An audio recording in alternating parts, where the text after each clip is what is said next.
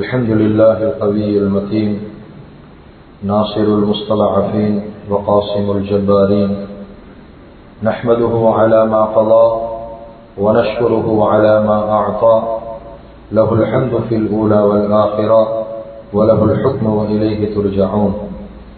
وأشهد أن لا إله إلا الله وحده لا شريك له رب البريات، وأشهد أن سيدنا وحبيبنا وشفيعنا ومولانا محمدا أحمد عبده ورسوله سيد البريات، صلى الله على سيدنا محمد وعلى آله وأصحابه وسلم تسليما كثيرا كثيرا. أما بعد، فقد قال الله تبارك وتعالى في كلامه الكريم: أعوذ بالله من الشيطان الرجيم، بسم الله الرحمن الرحيم.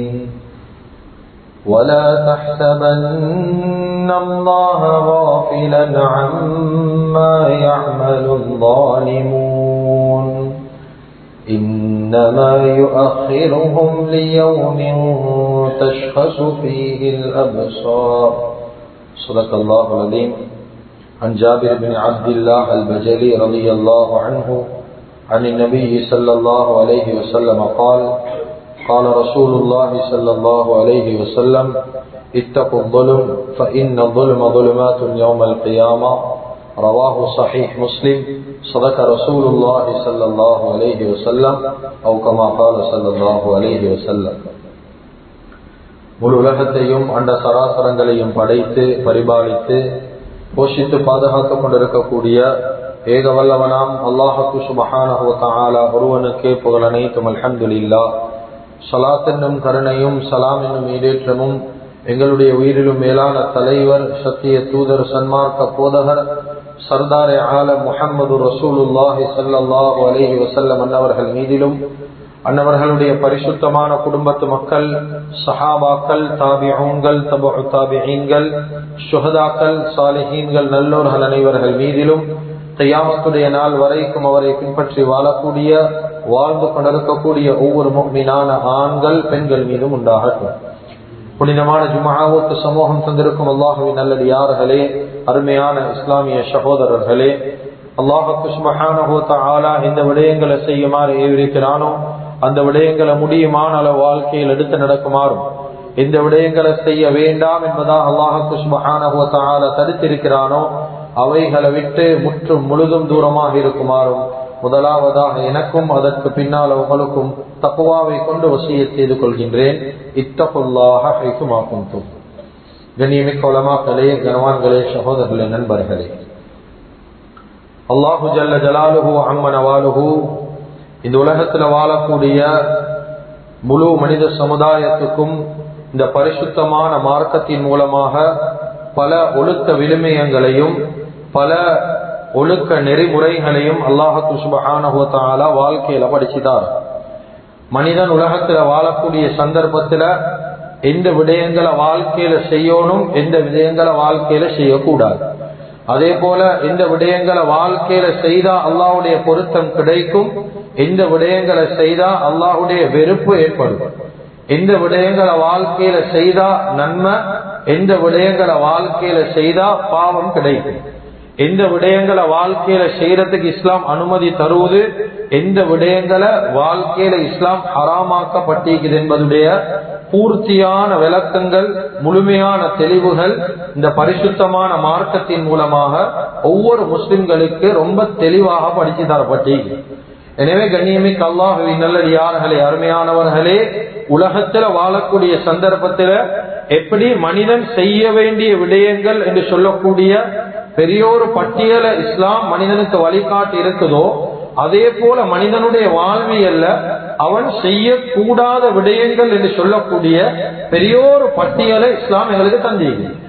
கண்ணியமிக்க அல்லாஹ்வின் நல்லடியார்களே, அருமையானவர்களே, எனவே வாழ்க்கையில செய்யக்கூடாத விடயங்கள், வாழ்க்கையில செய்யக்கூடாத செயல்கள் என்று சொல்லக்கூடிய நேரத்துல மனிதன் மிக முக்கியமாக உன்னிப்பாக கவனத்தில் எடுக்க வேண்டிய பயங்கரமான ஒரு செயல்தான், தவிர்ந்து நடக்க வேண்டிய ஒரு பயங்கரமான ஒரு பாவம் தான் அநியாயங்கள் என்று சொல்லக்கூடிய பாவம். கண்ணியமிக்க அல்லாஹுவின் நல்லடியார்களே, அருமையானவர்களே, நபி ஸல்லல்லாஹு அலைஹி வஸல்லம் அவர்கள் அல்லாஹு தஆலா சொல்றதா ஹதீஸுல் குத்ஸில ரொம்ப தெளிவாக சொன்னாங்க. யா இபாதி இன்னி ஹர்ரம்து ظுல்ம அலா நஃப்ஸி. அல்லாஹு தஆலா சொல்றதா நபி ஸல்லல்லாஹு அலைஹி வஸல்லம் சொல்றான். அல்லாஹு தஆலா சொல்றான், யா இபாதி, என்னுடைய அடியார்களே, நிச்சயமாக அநியாயம் என்று சொல்லக்கூடிய பாவம் இருக்குது, இந்த செயலை என்னின் மீது நான் ஹராமாக்கிக்கிறேன். அதாவது அல்லாஹு தஆலா அவன் மேலே ஹராமாக்கிக்கிறான். அல்லாஹு தஆலா தொடர்ச்சியா சொல்றான், வஜஅல்துஹு பைனக்கும் முஹர்ரமா ஃபலா தலாலு. சொல்றான், உங்களுக்கு மத்தியிலையும் நான் அநியாயத்தை ஹராமாக்கிக்கிறேன், ஒருத்தருக்கு மத்தியில ஒருத்தர் அநியாயம் செஞ்சு கொள்ளவான். கண்ணியமிக்க அல்லாஹுவின் நல்லடியார்களே, அப்ப அல்லாஹு தஆலா அவன் மீது ஹராமாக்கின ஒரு பாவம் என்றால் அது அநியாயம். வேற எந்த பாவத்தையும் குறிப்பிட்டு சொல்லல, பொதுவாக அநியாயம் என்றது ஒரு பயங்கரமான பாவம். அல்லாஹு தஆலா தடுத்த ஒரு செயல் அவன் மீது என்றா அது அநியாயமாக இருந்து கொண்டிருக்கு. நபி ஸல்லல்லாஹு அலைஹி வஸல்லம் அவங்க சொன்னாங்க, 3 பேருடைய துஆ அல்லாஹு தஆலா தட்டுறதில்லை. இந்த 3 பேருடைய துஆ கட்டாயம் அல்லாஹ்விடத்துல நிச்சயமாக ஏற்றுக்கொள்ளப்படும். அதுல முதலாவது நபர் தான் தஅவத்துல் வாலித், பெற்றோர்களுடைய துஆ அல்லாஹ் தட்டுறதில்லை. அதுதான் பிள்ளைகளுக்காக வேண்டி பெற்றோர்கள் துஆ செஞ்சா அந்த துஆ அல்லாஹ்விடத்துல அங்கீகரிக்கக்கூடிய ஒரு துஆ. இரண்டாவது தஅவத்துல் முசாஃபிர், பிரயாணிகளுடைய துஆவை அல்லாஹ் தட்டுறதில்லை. ஒரு மனிதன் ஹலாலான ஒரு பிரயாணம் செய்யறாரு, நபி ஸல்லல்லாஹு அலைஹி வஸல்லம் சொன்னாங்க, அஸ்ஸஃபர் கித்அத்தும் மினல் அஸாப், பிரயாணம் என்றது வேதனையில ஒரு பகுதி என்றாங்க ஸல்லல்லாஹு அலைஹி வஸல்லம். ஒரு 6 ஹவர் பிரயாணம், கஷ்டத்தோட சிரமத்தோட போகணும், கட்டாயம் ஹலாலான தேவை. அதுல டாய்லெட் வந்தாலும் சரி, எவ்வளவு சிரமம் வந்தாலும் சரி, பொறுத்து கொண்டு போறோமே. இந்த பிரயாணத்துல ஒரு மனிதன் துஆ செஞ்சா அது கபூலாகும். இது இரண்டாவது. மூணாவது சொன்னாங்க தஅவத்துல் மظلوم என்றார். அநியாயம் செய்யப்பட்டவனுடைய துஆவை பயந்து போங்க என்றார். இவனுடைய துஆவுக்கும் இவனுடைய வேண்டுதலுக்கும் பிரார்த்தனைக்கும் அல்லாஹ்வுக்கும் மத்தியில எந்த ஒரு திரையும் கிடையாது. இவன் கேட்டா அல்லாஹ் கபூல் செய்வான். கண்ணியமிக்க அல்லாஹ்வின் நல்லடியார்களே, அதுதான் நபி ஸல்லல்லாஹு அலைஹி வஸல்லம் அவங்களுடைய ஒரு வளமை ஒன்று இருந்துச்சு. ஒவ்வொரு சஹாபாக்களின் பெரிய பெரிய அமைச்சர்களாக ஒவ்வொரு ஊர்களுக்கு அனுப்பினான். ஒவ்வொரு சஹாபாக்களையும் அனுப்பினான். இவங்களுக்கு பல நசீஹத் உபதேசங்களை செஞ்சான். கொஞ்சம் யோசிங்க, சஹாபாக்கள் என்றா யார்? அல்லாஹ் குர்ஆன்ல சொல்லிட்டான், ரலியல்லாஹு அன்ஹும் வரது அன். சஹாபாக்களை நாங்க பொருந்திக் கொண்டோம், அவங்களும் எங்களை பொருந்திக் கொண்டாங்க. அவ சஹாபி என்றாலே சொர்க்கவாதி. அவங்ககிட்ட ஒன்றுமே இல்ல, பின்பற்றப்படுவதற்கு தகுதியான மக்கள். அவர்கள் கிட்ட நபி ஸல்லல்லாஹு அலைஹி வஸல்லம் பல உபதேசங்களை செஞ்சு அனுப்புவாங்க. ஒவ்வொரு இடத்துல எப்படி இருக்கும்? இந்த உபதேசங்கள்ல முதலாவது என்ன தெரியுமா சொல்லுவாங்க? இத்தகி தஅவத்தல் மظلوم, அநியாயத்தை பயந்து போங்க. அநியாயம் செய்யப்படுறவன் துஆவை பயந்து போங்க. ஃபஇன்னஹு லைஸ பைனஹு வ பைனல்லாஹி ஹிஜாப், அவனுக்கும் அல்லாஹ்வுக்கும் மத்தியில் எந்த ஒரு திரையும் கிடையாது. அவன் கேட்டா அல்லாஹ் கொடுத்துடுவான். கண்ணியமிக்க அல்லாஹ்வின் நல்லடியார்களே, எனவே உலகத்துல வாழக்கூடிய நேரத்துல நாங்க அநியாயமா எதையும் சாதிக்கணும். ஒன்றை நல்ல ஞாபகம் வச்சுக்குவோம்.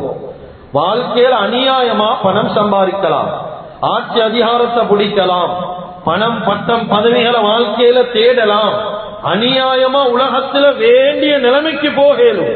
ஆனா ஒன்றை விளங்கிக்கோங்க, கியாமத்துடைய நாள் அல்லாஹ் அடிச்சு விரட்டுற ஒரு கூட்டம் அநியாயத்தார். குர்ஆன் சொல்லுது. கண்ணியமிக்க அல்லாஹ்வின் நல்லடியார்களே, கியாமத்துடைய நாள் வமாலில் ஸாலிமீன மின் அன்சார், உதவி இல்லாத ஒரு கூட்டம் அநியாயக்காரர்கள். இங்க உதவி ஈக்கும், அநியாயத்தால வேண்டியத்தை சாதிக்கலும், ஆனா கியாமத்துல சாதிக்கலும். கண்ணியமிக்க அல்லாஹ்வின் நல்லடியார்களே, எவன் அநியாயத்தை வாழ்க்கையில சுமந்து கொண்டானோ, மன் வகத காப மன் ஹமல புல்மா, எந்த மனிதன் அநியாயத்தை சுமந்து கொண்டானோ அவன் வாழ்க்கையில கை சேதத்தை சுமந்துட்டான். வாழ்க்கையில அவன் நஷ்டம் அடைஞ்சேதான் ஆகுவான். குர்ஆன் சொல்லுது. கண்ணியமிக்க அல்லாஹ்வின் நல்லடியார்களே, அநியாயம் என்று சொல்லக்கூடிய நேரத்தில் அதிகமான யோசிக்கிறேன். அநியாயம் என்றா என்ன? எப்படியான அநியாயம்? அநியாயம் என்றது நபி ஸல்லல்லாஹு அலைஹி வஸல்லம் 3ஆ பிரிச்சாங்க. ரொம்ப தெளிவா கேள்வி.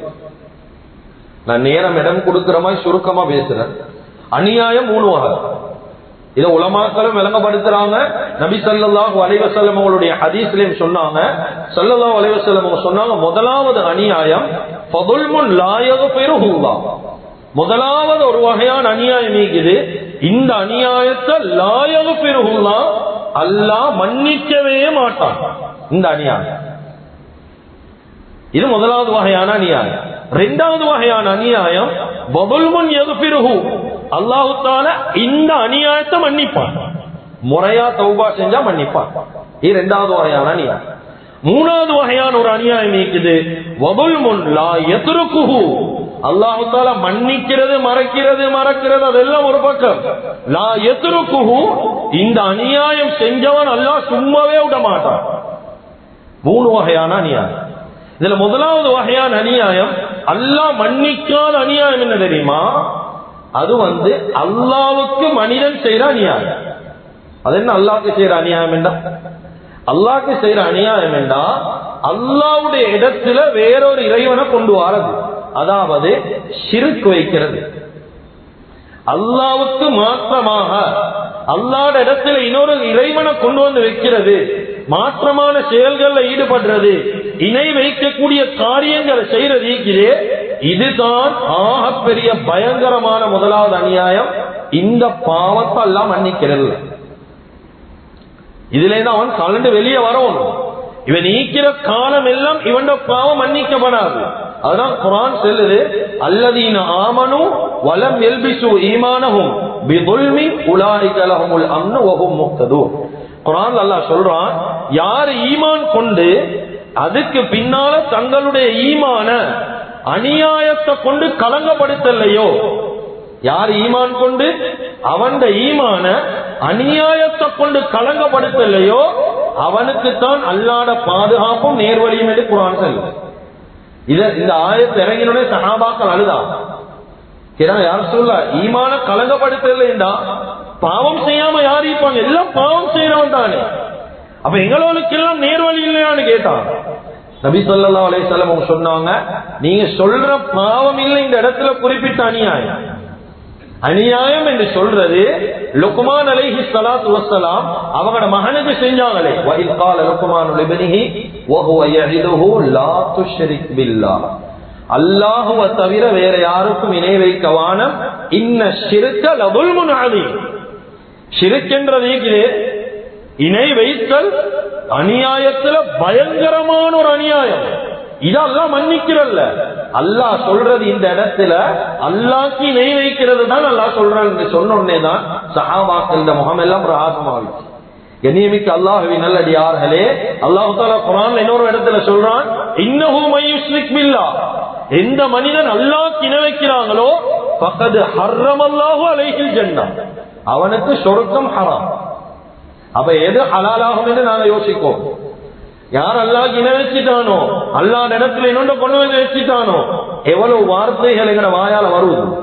குடும்பத்தில் ஒருத்தர் குடும்ப பாரத்தை சுமக்கிறார், மௌத்தாகின் என்ன சொல்றோம்? இவர் விட்டா இதுக்கு போற யாரு? ஷிர்க்குடைய வார்த்தை இல்ல, இந்த வார்த்தை பாவிக்கலாம். இதுக்கு போற யாரு தாங்குறை, இதுக்கு போற யாரு செய்றை, இந்த கொமரை யாரு கரை சேர்க்கிறே, சில இந்த வார்த்தை பாவிக்கலாம். ஏன்? இது ஷிர்க்குரிய வார்த்தை. அல்லாஹ்வை நீங்க ஈமான் கொள்ளாததுக்குரிய அடையாளம் இது. உமர் இப்னு அப்துல் அசீஸ் ரஹிமஹுல்லாஹ் அவங்க மௌத்தா போகக்கூடிய நேரத்துல எத்தனையோ பிள்ளைகள் இருந்தாங்க. அவங்களை சந்திக்க வந்தவங்க சொன்னாங்க, வாழ்க்கையில நீங்க ஒன்றும் சேர்த்து வைக்கல, நீங்க எப்படி இந்த பிள்ளைகள் எல்லாம் கரை சேர்க்க போறீங்க? என்ன சொன்னாங்க தெரியுமா? குர்ஆன்ல அல்லாஹ் இவரது வார்த்தையை குர்ஆன்ல வச்சிருக்கான்.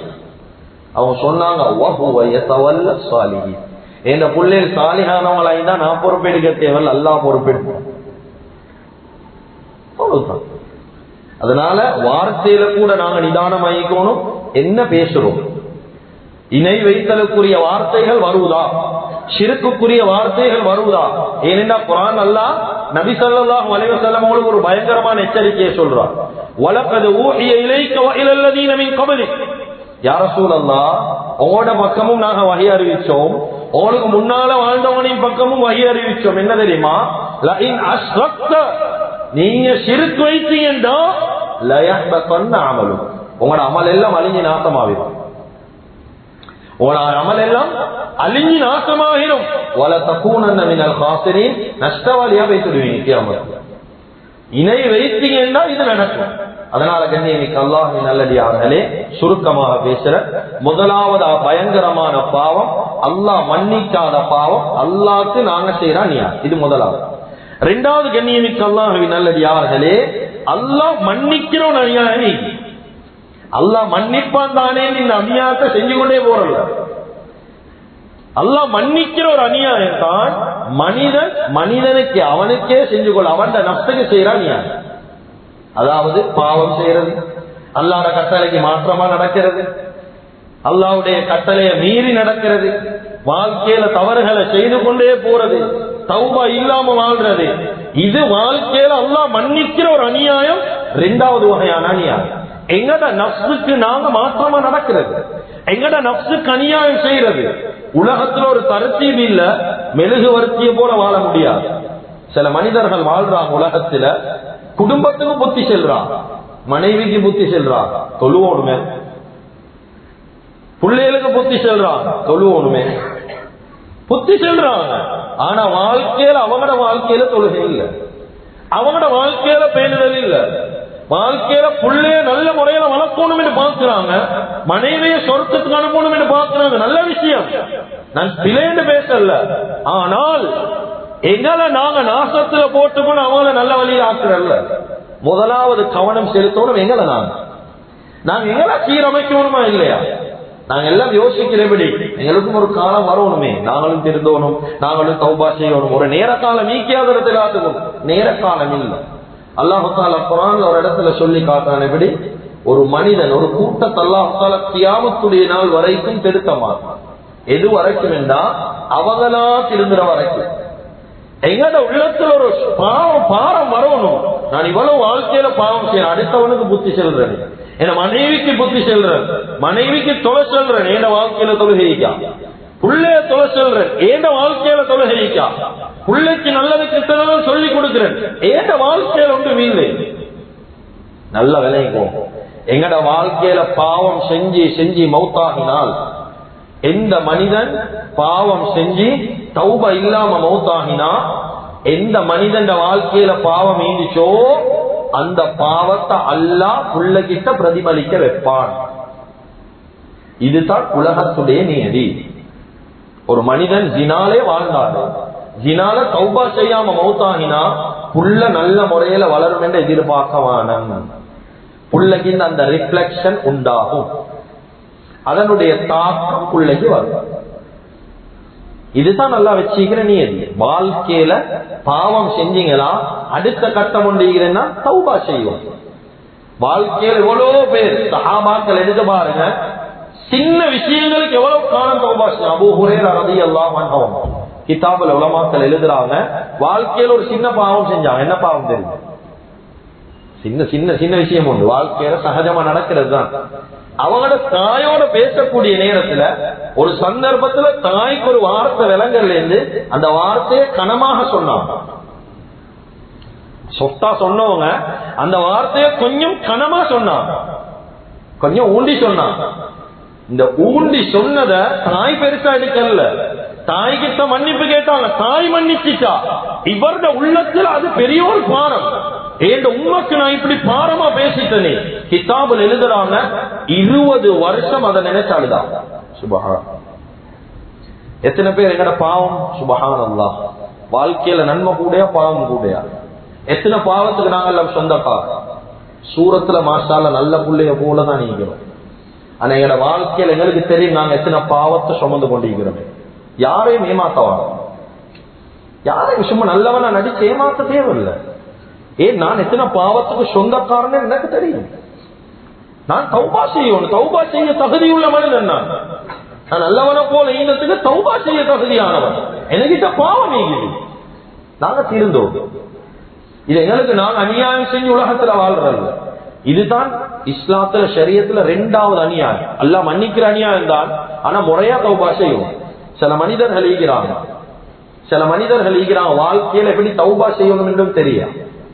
திருந்துற ஐடியா எப்படி? உதாரணம், ஒரு மனிதன் வாழ்க்கையில தொழுகை விடுறாரு, தாரிக்கு ஸலா, தொழுகை விட்டா பெரிய ஒரு பாவம் இஸ்லாத்துல. இதுக்கு எப்படி தௌபா செய்யுது? யா அல்லாஹ், இவ்வளவு காலம் நான் தொழுகை விட்டுட்டேன், யா அல்லாஹ் நான் தொழுகை விட்டதுக்காக என் எல்லா பாவத்தையும் மன்னிப்பாயாக. இது தௌபா இல்ல, இது தௌபா இல்ல. தொழுகை விட்டதுக்குரிய தௌபா இது இல்ல. ஒவ்வொரு பாவத்துக்கும் தௌபா வித்தியாசப்படும். ஒருத்தன் தொழுகை விட்டான், 5 வருஷம் தொழுகை விட்டாரா, 5 வருஷம் எத்தனை வக்து தொழுகை விட்டீங்களோ அத்தனை வக்து தொழுகை மீட்டப்படணும். மீட்டினத்துக்கு பின்னாலதான் தௌபா. இவ்வளவு காலம் தொழுகை விட்டு யாழ்லா மீட்டிக்கிற என்னைய மன்னிச்சு போயா, இதுதான் தௌபா. தொழுகை விட்டுட்டு தொழாம தௌபா செய்யறல்ல, தொழுதுட்டு தான் தௌபா, முறையா தௌபா செய்யணும். அதனால வாழ்க்கையில நாங்க பாவம் செஞ்சிக்கிறோம், என்னென்ன பாவம் செஞ்சிக்கிறோம், இந்த பாவத்துக்கு எப்படி எப்படி தௌபா செய்யணும் நாங்களும் நீங்களும் தான் முடிவு செய்யும். கண்ணியமிக்க அல்லாஹ்வின் நல்லடியார்களே, அருமையானவர்களே, இது 2வது விஷயம். எங்கட நஃப்ஸுக்கு நாங்க அநியாயம் செய்யறது, இது 2வது அநியாயம். 3வது அநியாயம் தான் இஸ்லாத்தில் அல்லாஹு தஆலா சொல்றான், வதுல்முன் லா யத்ருகுஹு, அல்லாஹ் மன்னிக்கிறது மறக்கிறது இல்ல. அந்த அநியாயம் செஞ்சா அல்லாஹ் சும்மா விட மாட்டான், அவனை அல்லாஹ் தஆலா ஒரு நாளும் விடுறல்ல. இதுதான் எங்களால அடுத்த மனிதர்களுக்கு நடக்கிற அநியாயம். இதுக்குள்ளதான் அதிகமான இபாதத் செய்றவங்க மாட்டிக்கிறான், அதிகமா அமல் செய்யற மனிதர்கள் மாட்டிக்கிறது இந்த பாவத்துல தான்.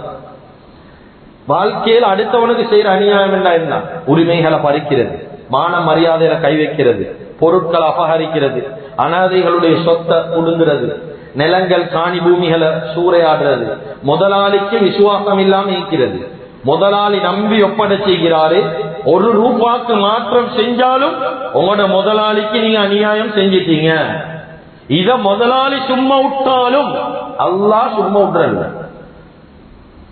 அதே போல ஊழியர்கள் முதலாளிக்கு முதலாளிக்கு அநியாயம் செய்யறது, ஊழியர்களுடைய விஷயத்துல முதலாளி அநியாயம் செய்யறது. கண்ணியமிக்க அல்லாஹ்வின் நல்லடியார்களே, இப்படி வாழ்க்கையில மனித உரிமை மீறல்கள், மனிதனுக்கு செய்ய வேண்டிய கடமைகள்ல யாரெல்லாம் விலகீனப்படுறாங்களோ இவங்க எல்லாம் அந்த மனிதர்களுக்கு அநியாயம் செஞ்சோம். கடனை திருப்பி கொடுக்காம, சல்லிக்கு கொடுக்க, ஆனா கொடுக்காம இழுத்தடிக்கிறதும் அநியாயம் தான். அதுதான் நபி ஸல்லல்லாஹு அலைஹி வஸல்லம் சொன்னாங்க, எந்த மனிதன் கடன் எடுக்கிற நேரத்துல திருப்பி கொடுக்கிற ஐடியாவே இல்ல, அப்ப இந்த நியத்துல எடுக்கிறாரா, அவன் எடுக்கிறானே அவன் அழிஞ்சிடுவான். அல்லாஹ் பாதுகாக்கும். ஏன்னா அவனுக்கு கொடுக்கிற நியத்து இல்லை, அவன சொத்தாளி கொடுக்கிற நியத்தோடு எடுக்கிறார், இவனுக்கு அல்லாஹ் பரக்கத் செய்வான். கொடுக்க முயற்சி செய்கிறார், பரக்கத் செய்வான். அதனால கண்ணியமிக்க அல்லாஹ்வின் நல்லடியார்களே, அன்றாட வாழ்க்கையில் அநியாயங்கள் மனிதனுக்கு நடக்கிற அநியாயம். ஐதான் ஸல்லல்லாஹு அலைஹி வஸல்லம் சொன்னாங்க, இத்தகுதுலும், அநியாயத்தை மட்டும் பயந்துவோம். ஃபஇன்னல் மதுலுமாத்துன் யௌமல் கியாமா, கியாமத்துடைய நாள் அநியாயம் பெரியோர் இருட்டாக உங்களுக்கு வந்து நிற்கும். அதை வச்சு விளங்கிறேன், இவன் அநியாயம் செஞ்சுக்கிறான், உன தலைமாட்டில் தான் நிற்கும். பெரியோர் அநியாயக்காரன், இவ்வளவு அநியாயத்துக்கு சொந்தக்காரனே. கண்ணியமிக்க அல்லாஹ்வின் நல்லடியார்களே, அருமையானவர்களே, வாழ்க்கையில் அநியாயம் செய்யப்பட்டவர், நாங்க ஒருத்தருக்கு அநியாயம் செஞ்சுட்டோம், அல்லாஹ் பாதுகாப்போம். அவர் முஸ்லிமோ முஸ்லிம் இல்லையோ, சின்னவரோ பெரியவரோ, ஆணோ பெண்ணோ, யாராக இருந்தாலும் அந்த மனிதன் சும்மா இருந்தாலும் அல்லாஹ் சும்மா இருக்கிறது. அவருடைய துஆவுக்கு, அவருடைய பதுவாவுக்கு அல்லாஹ் பதில் கொடுத்தே ஆகுவான், சந்தேகம் இல்லை. கண்ணியமிக்க அல்லாஹ்வின் நல்லடியார்களே, அருமையானவர்களே, உலமாக்கள் சொல்றாங்க, நபி ஸல்லல்லாஹு அலைஹி வஸல்லம் அவங்க சொன்ன ஒரு வார்த்தை, அவன் கையேந்தி பதுவா செய்ய தேவையில்ல, அவன் ஒரு முனகல், ஒரே ஒரு முனக்கம் போதும், அவன் வாழ்க்கை அது போதும். அதனால அநியாயத்தை பயந்து போவோம். வாழ்க்கை என்னையால் என்ன அநியாயம் நடந்துக்குது யோசி, யாரும் சொல்லல என்னையால் ஒரு அநியாயம் நடந்துக்குதுன்னு சரி, யாரும் சொல்லல. எங்களால் ஏதாவது தப்பி தவறி நடந்து இருக்கலாம். சயீத் இப்னு ஸைத் ரலியல்லாஹு அன்ஹு மிக முக்கியமான ஒரு சஹாபி, பக்குவமான சஹாபி. ஒரு தடவை இவங்களுக்கு எதிராக ஒரு வழக்கு வருவது, யாரு வழக்கு போட்டு அர்வா பின்த் உவைஸ் என்று சொல்லக்கூடிய ஒரு பெண்மணி. இவ வழக்கொண்டு போடுறா, சயீத் இப்னு ஸைத் ரலியல்லாஹு அன்ஹு அநியாயமா ஏண்ட காணில ஏண்ட பூமியில சின்ன துண்டோட புடிச்சு எடுத்துட்டான், அநியாயமா எடுத்துட்டான், அதை எனக்கு எடுத்து தரோம். இந்த நேரத்துல இது ஒரு பொய் வழக்கு, வீணாக அவருடைய மேல பழி போட்டுகிறான். அவர் வந்து அந்த மஜ்மாவுக்கு வந்து சொன்னாரு, நபி ஸல்லல்லாஹு அலைஹி வஸல்லம் அவங்க சொல்லிக்கிறாங்க, யாரு ஒரு மனிதனுடைய காணில பூமியில அநியாயமா ஒரு துண்டு எடுப்பாரோ, அநியாயமா ஒரு துண்டு எடுப்பாரோ, கியாமத்துடைய நாள் 70 மடங்கு ஆக்கப்பட்டு அவருடைய களத்துல மாலையா போடப்படும் என்றார். இந்த ஹதீஸ கேட்ட பொறவுமா நான் அவட காணில ஒரு துண்டு எடுத்தீங்கன்னு நம்புறீங்க? சொன்னாங்க, நீங்க எடுத்தீங்க, எனக்கு நியாயம் வேணும். இந்த நேரத்துல கையேந்தி அந்த சயீத் இப்னு ஸைத் ரலியல்லாஹு துஆ செஞ்சாங்க, அல்லாஹும்ம இன் கானத் காதிபதன் ஃபஅஅமி பஸரஹா வஜஅல் கபரஹா ஃபீ தாரிஹா. யா அல்லாஹ், இவ சொல்றது பொய்யாக இருந்தால் நான் இவட பூமியில ஒரு துண்டும் எடுக்காம இருந்தான், இவட கண் பார்வையை நீ எடுக்கணும் யா அல்லாஹ். சுப்ஹானல்லாஹ். சொன்னாங்க, வஜஅல் கபரஹா ஃபீ தாரிஹா, எந்த காணி பூமிக்கு சண்டை பிடிக்கிறாவோ அதே காணி பூமியில இவருடைய சவக்குழிய நீ ஆக்கிரும், இவட கபர் அங்கதான் நீக்கணும் வேண்டாம். கண்ணியமிக்க அல்லாஹ்வின் நல்லடியார்களே, கொஞ்ச நாளைக்கு பின்னால முஹம்மது ரஹிமஹுல்லாஹ் அவங்க சொல்றாங்க, மிச்ச காலத்துக்கு பின்னால் இந்த பெண்ணை நான் கண்டன் ஊர்ல ஒரு செவத்தை புடிச்சு கண் பார்வை ரெண்டும் பேசி சொல்லிக் கொண்டிருந்த ஒரு வார்த்தை, அஸாபத்னி தஅவத்து சயீத் இப்னு ஸைத், சயீத் இப்னு ஸைதுடைய பதுவா எனக்கு பட்டுச்சு, அவர் செஞ்ச பதுவா பட்டுச்சு. இப்படி புடிச்சு போனா ஒரு நாள் இவட வீட்டில் ஒரு கிணறு, அதை தாண்டக்கூடிய நேரம் தவறி உள்ளுக்கு விழுந்தவர், அந்த கிணறு இவருடைய கபரா மாறிச்சு. ஒரு சின்ன அநியாயம், வாழ்க்கையில வீண் பழி, ஒரு மனிதன் மானத்துல கைய வைக்கிறது. கொஞ்சம் உள்ளத்துல கைய வச்ச ஒவ்வொருத்தரும் யோசிங்க, இந்த குத்துபாவுக்கு முன்னால இந்த மஜ்மால எங்கட வாழ்க்கையை கொஞ்சம் பின்னோக்கி வைத்து பாருங்க. என் வாழ்க்கையில எத்தனை அநியாயத்துக்கு நான் சொந்தக்காரன், எத்தனை பேருடைய கண்ணீருக்கு வாழ்க்கையில நான் காரணமாகிறேன், எத்தனை பேருடைய மன குழப்பத்துக்கு காரணம், எத்தனை பேருடைய மனம் சுக்குநூறாகினத்துக்கு நான் காரணம், எத்தனை பெண்களுடைய பதுவாவுக்கு நான் காரணம். கொஞ்சம் யோசிச்சு பாருங்க. கண்ணியமிக்க அல்லாஹ்வின் நல்லடியார்களே, அருமையானவர்களே, எத்தனை பேருடைய வாழ்க்கை அழிய காரணமாயிருக்கிறோம், எத்தனை பெண்களை மானபங்கப்படுத்த காரணமாயிருக்கிறோம், எத்தனை பெண்களுடைய வாழ்க்கை சீரழிய காரணம். கொஞ்சம் யோசிங்க. கண்ணியமிக்க அல்லாஹ்வின் நல்லடியார்களே, உலகத்துடைய அற்ப ஆசைகளுக்காக வேண்டி, அற்ப விஷயத்துக்காக வேண்டி வேண்டியவன் அழிக்க ரெடியா இல்லையா? வேண்டியவனை கொல்ல ரெடி, கொலை செய்ய ரெடி. இன்னும் ஒரு கூட்டம் ரெடியாகிட்டாங்க, ஒரு மனிதனை படுக்க போட அற்ப விஷயத்துக்காக வேண்டி சூனியம் செய்ய ரெடி, செய்வினை செய்ய ரெடி, வாய கெட்ட ரெடி, கைய கெட்ட ரெடி, கால கெட்ட ரெடி. எதுக்கு? சல்லிய கொடுத்தா வேண்டியவனை படுக்க போடுவோம், சல்லிய கொடுத்தா வேண்டியவனை எழுப்பாட்டுவோம். வேண்டிய அநியாயம் ஏன்? சல்லி. ஏன்? பணம், காசு. அற்ப விஷயத்துக்காக வேண்டி வேண்டிய அநியாயத்தை செய்யறது. ஆனா கண்ணியமிக்க அல்லாஹ்வின் நல்லடியார்களே, அருமையானவர்களே, இந்த பாவங்கள் எங்க கொண்டு போய் இதை சுமக்க போறோம்? நாங்க அநியாயத்தை செஞ்சிட்டோம். எத்தனை பேர் இரவிரவு அழுறாங்க தெரியுமா? எத்தனை பேருடைய தோற்றம் மாற்றப்பட்டு தெரியுமா? நல்ல முறையில் ஈண்டவர், எனக்கு கிடைக்காத இவர் யாருக்கும் கிடைக்க கூடாது. சூனியம் செய்யறா இல்லையா? செய்வினை செய்யறாங்களா இல்லையா? தோற்றம் அப்படியே மாறி ஒரு வயதாளிய போல, வாலிபன் வயதாளியா ஏன் அழிக்கிறாங்க, அநியாயம் செய்யறாங்க. இவன் வாழ்க்கையில முன்னுக்கு வாரல்ல, எனக்கு கிடைக்காத கடை இவனுக்கு கிடைக்கிறல்ல, எனக்கு கிடைக்காத யாவரம் எனக்கு கிடைக்கிறல்ல.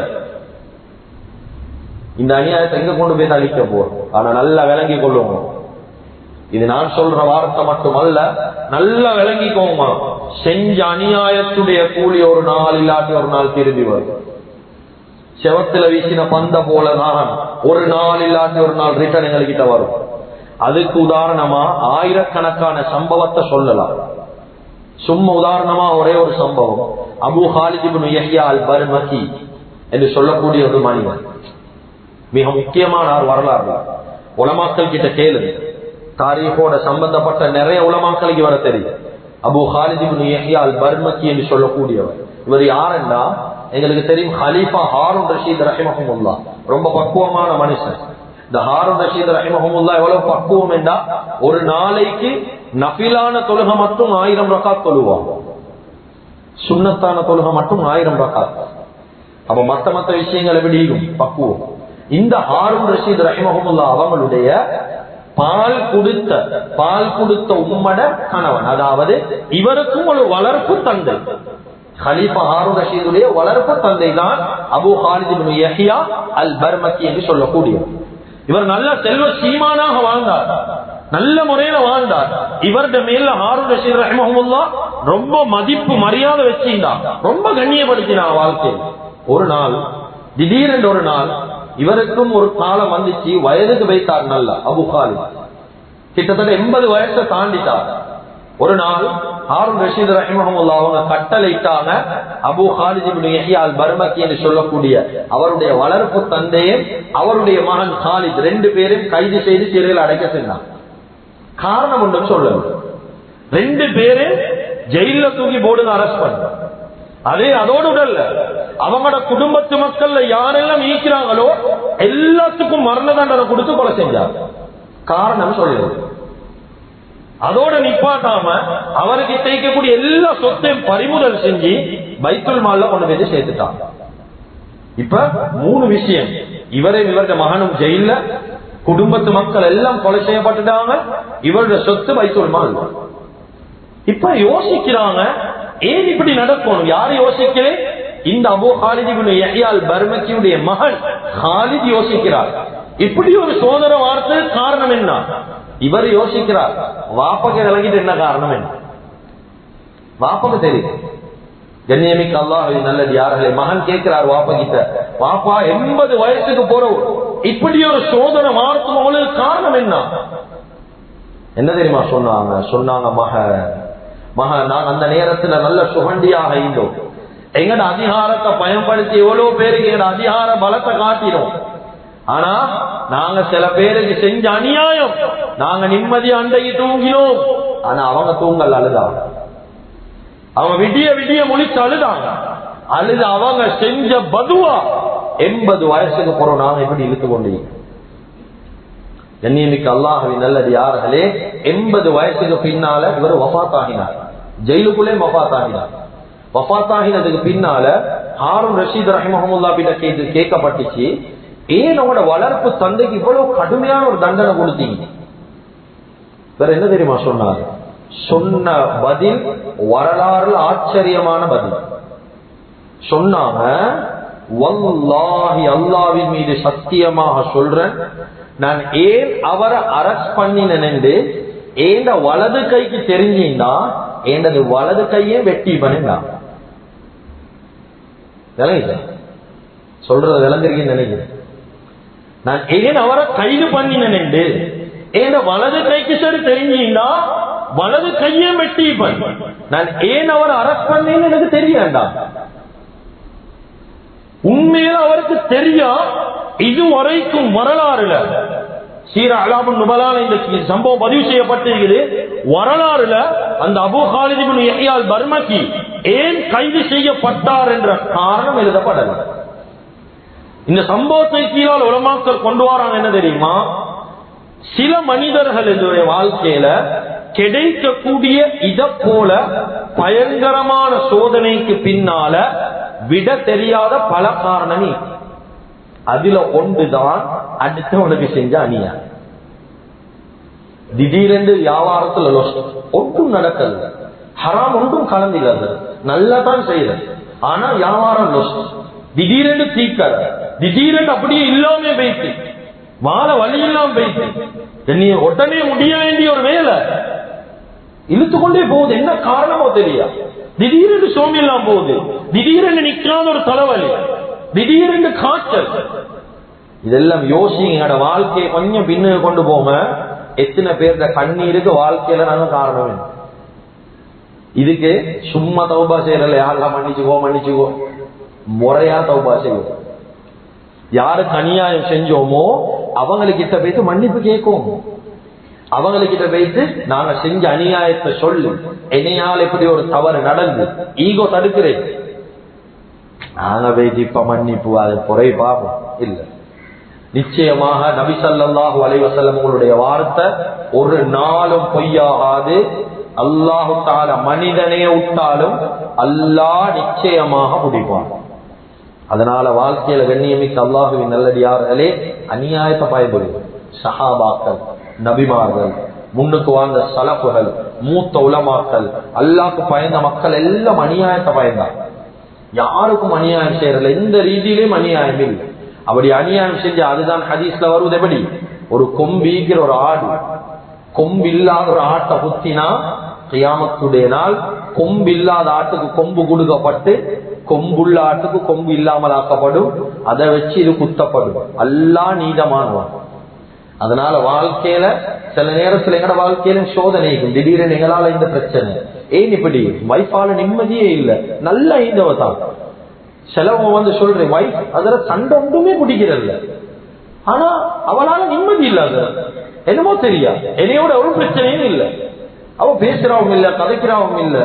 இப்படி வைஃபால புள்ளைகளால வாழ்க்கையில ஒரு நிம்மதி இல்ல, ஒரு கஷ்டம் திடீரென்று இப்படியான நிலைமைகள் வந்தா விளங்கிக்கோங்க, நான் எங்கோ விட்டு வச்ச ஒரு விஷயம், நான் எங்கோ செஞ்ச ஒரு அநியாயத்துடைய தாக்கம் என்னை இதுவரைக்கும் கொண்டு வந்து சேர்த்திருக்கின்றதை விளங்கு. அதனால கண்ணியமிக்க அல்லாஹ்வின் நல்லடியார்களே, சுருக்கமான வாழ்க்கையில பல அமல்களை செய்து கொண்டு இருக்கிறோம். அந்த அமல்களை வாழ்க்கையில பாதுகாக்கணுமா, இந்த பாவம் அநியாயம் என்ற சொல்ற பாவத்திலிருந்து மிச்சம் கவனமாக ஒதுங்குறோம். இல்லாட்டி எல்லா அமல்களும் குர்ஆன் சொன்னதை போல பறி கொடுத்து கியாமத்துடைய நாள் நஷ்டமுடையவர்கள் அல்லாஹ் சந்திக்க வேண்டிய நிலைமை வரும். எனவே எந்தெந்த விஷயங்களை பேசினோமோ கேட்டோமோ இஹ்லாஸோட இஸ்திக்லாஸோட மௌத் வரைக்கும் செய்யக்கூடிய பாக்கியத்தை அல்லாஹ் தஆலா நம் அனைவர்களுக்கும் வழங்குவானாக. எங்களோட பாவங்களை மன்னிப்பாயாக, எங்களை பெற்று வளர்த்து ஆளாக்கி எங்களுடைய அன்பு தாய் தந்தையுடைய பாவங்களை மன்னிப்பாயாக, எங்களுடைய இறுதி முடிவை நல்லதாக்கி வச்சிருவாயாக. லா இலாஹ இல்லல்லாஹ் முஹம்மது ரசூலுல்லாஹ் என்ற கலிமாவோடு எங்களுடைய ரூஹ்களை கைப்பற்றிடுவாயாக. வ ஆகிரு தஅவானா அனில் ஹம்துலில்லாஹி ரப்பில் ஆலமீன்.